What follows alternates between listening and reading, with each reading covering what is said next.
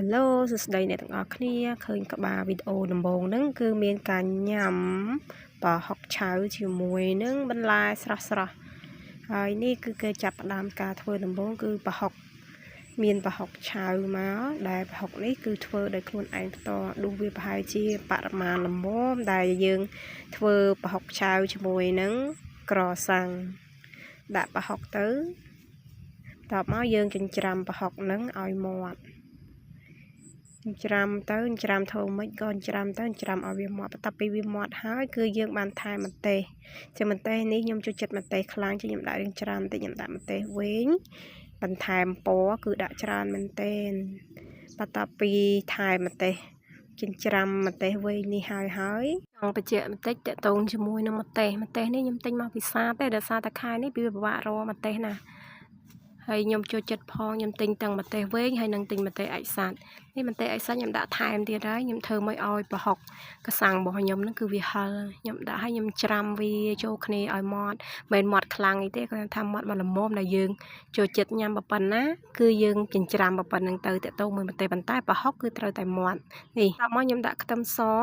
ហើយខ្ញុំច្រាំជាមួយនឹងប្រហុកបន្ទាប់ពីដាក់ខ្ទឹមសហើយនេះកសាំងអញ្ចឹងកសាំងខ្ញុំទិញមកវិសាលដូចគ្នាអញ្ចឹងខ្ញុំឆ្កឹះហើយខ្ញុំដាក់ទៅលើប្រហុកហ្នឹងទៅហើយខ្ញុំច្រាំជាមួយគ្នាហ្នឹងឲ្យចូលជាតិឲ្យចូលប្រហុកនិងគ្រឿងរបស់យើងហ្នឹងអញ្ចឹងច្រាំហើយច្រាំទៀតឲ្យវាមាត់ចឹងទៅបន្ទាប់ពីច្រាំសមម៉មហើយក៏ដាក់គ្រឿងក្រៅនេះខ្ញុំដាក់តាមម្សៅស៊ុបទេខ្ញុំឲ្យចូលចិត្តស្ករបន្ទាប់មកហើយគឺខ្ញុំប្រើម្អមនេះទិញមកវិសាអញ្ចឹងម្អមនេះគឺខ្ញុំច្រាំជាមួយនឹងប្រហុកកសាំងយើងហ្នឹងគឺច្រាំធ្វើម៉េចឲ្យមាត់ទៅសម្រាប់ប្រហុកកសាំងនេះបើសិនជាយើងអត់ចូលចិត្តម្អមក៏មិនបាច់ដាក់ដែរតែដោយសារតែខ្ញុំចូលចិត្តដែរអញ្ចឹងខ្ញុំក៏ដាក់ម្អមជាមួយគ្នានឹងទៅហើយខ្ញុំច្រាំរួចរាល់ហើយមានបន្លែយើងគឺមានត្រប់ញងអណ្ដូងពោះឆែតនិងតកួនហើយនេះប្រហុករបស់យើងនេះសមិទ្ធផលនៃការច្រាំប្រហុកមួយព្រឹកហើយមកមើលការញ៉ាំទាំងអស់គ្នានេះគឺជាបាយសមានប្រហុកហើយមានបន្លែនេះដំបូងហ្នឹងគឺខ្ញុំយកតកួនស្រួយតកួននេះគេហៅតកួនស្រួយធំនេះជ្រលក់ទៅគឺស្រួយរបស់គេមែនឆ្ងាញ់ខ្លាំងមែនតើបន្ទាប់ពីញ៉ាំតកួនស្រួយរួចហើយក៏ខ្ញុំដាក់បាយកក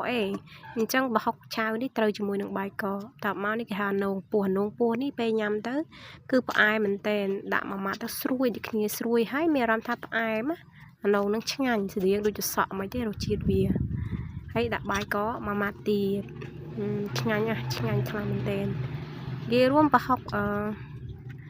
ឆៅនេះយើងធ្វើញ៉ាំហ្នឹងគឺយើងធ្វើតាមរសជាតិទេអ្នកខ្លះគាត់ដាក់រសជាតិប្រៃផ្អែមជូរហឹរអីចឹងទៅ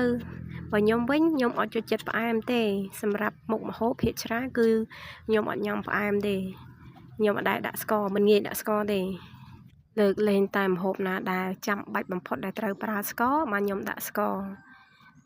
ហើយស្រាប់បន្លែបើសិនជាយើងចូលចិត្តក្រៅពីបន្លែអស់ហ្នឹងយើងអាចទិញបន្ថែមបានប៉ុន្តែថ្ងៃនេះខ្ញុំដើរទៅផ្សារទៅខ្ញុំឃើញបន្លែហ្នឹងវាល្អពេកក៏នឹកឃើញប្រហុកជាមួយកសាំងនឹងតែម្ដងទៅនេះគឺកញ្ឆែតនេះខ្ចីខ្លាំងមែនទែនដូចជាកញ្ឆែតឆ្លក់ទឹកឲ្យវែងប៉ុន្តែខ្ញុំកាត់ពី3កណាត់ឃើញខ្លីប៉ុណ្្នឹងហើយកុំភ្លេចញ៉ាំបាយកកដែរ